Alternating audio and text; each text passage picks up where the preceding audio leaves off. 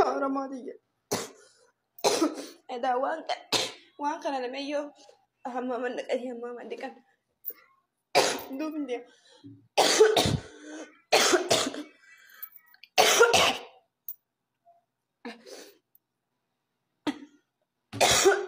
ada kabar bakal jadi ada kabar dua tinjau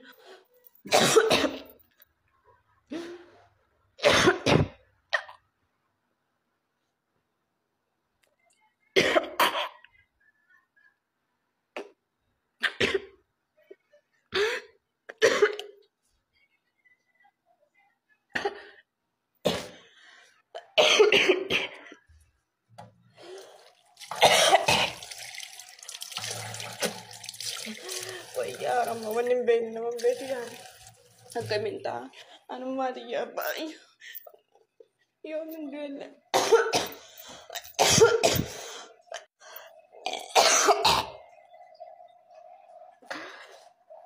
mama dikaji abna hashe gua angkara tuan belashi fi qararati yaa obboleeyyan kiyya harka keessaniin du'an bitatina ofii keessanii harka keessaniin jechuudha mucaantu akkisiitti na gubdee osoo argee dhugaa rabbi hanga gubbaa dhaabbattee viidiyoo waraabdu gadi hin baatu irra gadi gubbaa dhaabbattee irra qufaati maashaallah aleek waan gaarii kana hojjatte booda yoo waraabdee waan rakkoo qaba kana na godhe akkana na godhe jette laazima gubbaa dhaabbattee qufaa'uun duu qabattee jechuudha nus amanuudhaaf jechuudha ijoollee keenya rabbii keessa isin haa eegu biyya namaa kana keessa wanni nama muudanne hin jiru wallaahi uf eegaa wanni kun hamaa ana waan ufii kiyyanarra gaheerraa jechuudha filaashii inni jedhamu sun tooppikii isa biyya keenyaa san ka warri biyya keenyatti guwan biyya juusan jechuudha qamadii gisee mina afuufan itti afuufasan jechuudha tooppikii hedduu ajaayaa hedduu nama miidha laphee kan kee kana jechuudha kanaaf ijoollee keenya ofitti hin taphatina warri biyyatti tooppikii hin beekne warra biyya naannoo tokko tokkotti qamadiin hin gahu qamadiidhaaf facaafama yoguu facaafama osoo hin taane yoguu qamadiin margee ka'eeti itti afuufan akka raammoon hin nyaanne jechuudha warri baadiyyaa biyya qamadii hin beektan tooppikii kana sirri beektan jechuudha filaashii isa jedhamu kana jechuudha kanaaf ijoollee keenya uf eeggadha wallaahi uf eeggadha wanni kun baay'ee hamaadha ani ufii kiyyarraa biyyatti illee hin beeka waan kana jechuudha akka inni hedduu nama ukkaamsu hin beeka garuu mana keessatti itti fayyadamee waan biyyatti qamadii facaasanii raasamarrattuu jechuudha qamadii marraayu hedduu si ukkaamsa jechuudha qilleensa jechuudha qilleensa fudhachuu oksijiinii fudhachuu hin dandeettu jechuudha beektanii warri hin beekne warri beektan warri hin beekne of eeggannoo godhaa dhugaa rabbi dhugaa isin hin jedha wallaahi baay'ee hamaadha ani asuma dhufee jechuudha manni fincaanii adiidha manni fincaanii kana inni ammoo yoo wayirra bu'e kilooriksii caala addeessa kilooriksii filaashiin kun jechuudha kilooriksii yookiin barakiina kana caala addeessa achi fuwee ani kilooriksii illee naqee filaashii kanallee toppika kanas itti naqee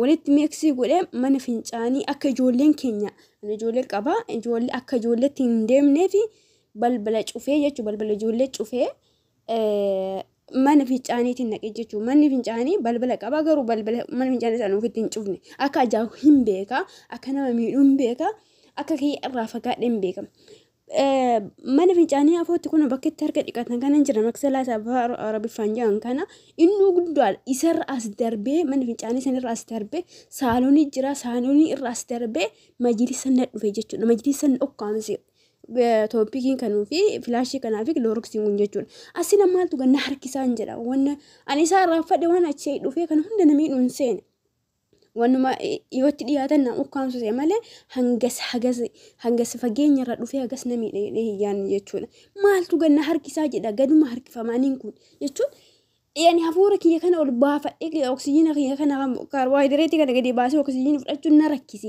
laphii kiyya kana irra ol baata dhufe sila maaluma gadaadha maal qufanna qawweda maal jedha reefumte nagaan jira beekadhu achi amma yaa rabbii kiyya adaan kana waliin ganna harkisaa jira jedhee gana ufitti as deebi'ee uf yaadadhe jechuudha rabbiin barbe osoo si cufuu barbaade osoo lubbuu kan gisii baasuu barbaade sanuma si cufa jechuudha achi balbala banee balbal alaallee gara si osoo hin taane gara alatti ka shaaree gabbaasu jira shaaree gabbaasu bane mukeeffota bane maruu hammaa maqasa qilleessa hamma san keessaa bane akkasitti of keessaa ala baase jechuudha foolii isaati mana keessaa akkasii baase jechuudha.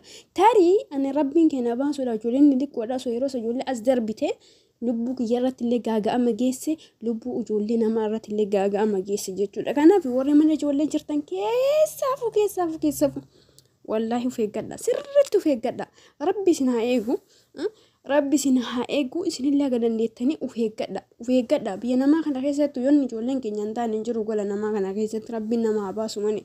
Wallaahi wanni ijoollee shamarranii hin taane hin jiru wanni isaanii hin dandeenye illee hin jiru. Baay'ee ulfaataadha. Akka uummanni raasaa ta'e yookiin biyya taa'ee irra lallabu sanii miti dubbiin. Kanaaf tarii warri sagalee kiyya kana dhageettan tarii sagalee kiyya kun nama hedduu bira ga'uu danda'a. Hin beeku wanti miidiyaadhaan yogguu waa'ee kana walitti naxxanii jechuudha. Kilooroksiidhaa fi maal maqaa isaa filaashii kana walitti naqaaramni isiniin jette walitti naqina. Yoo eega waliin naqan dirqama ta'e jechuudha. Eega dirqama ta'e qilleensa hammama keessaa jechuudha.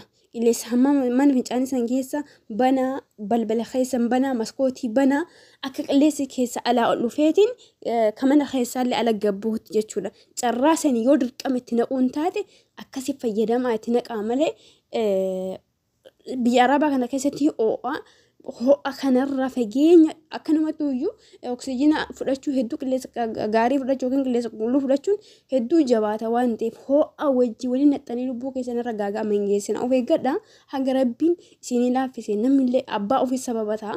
Kaan ammoo rabbumanna ima eega rabbi isin haa eegu rabbi hamtuu isinirraa haa qabu. Kanaaf yoo waliin naquun dirqama ta'e yookiin kiloorksiin walii lama kiloorksiin maali? Si ukkaamsu jira dhugaa rabbi anamma kiloorksii laphee kana nagubu jira. Amma warri yoo meeshaa fidan jechuudha walii lama fidan orijinaalii isaanii isaa fi kooppii jira jechuudha. Ka irraa isarraa dhiqamee fi orijinaalii akka tolfamee jira jechuudha. Ka orijinaalii sun hedduu simeedha inni maanu jechuudha kiloorksii maan sun hojii jechuudha. Harka kana fasii hoosisiisaa anamma ija naguba dhugaa rabbi kiloorksii orijinaalii ija hanqina ija kiyya kanallee xiqqoo sarqinni ija kiyya kana keessallee waan jiruuf naguba akka kisee shunkurta kun kukutan jechuudha.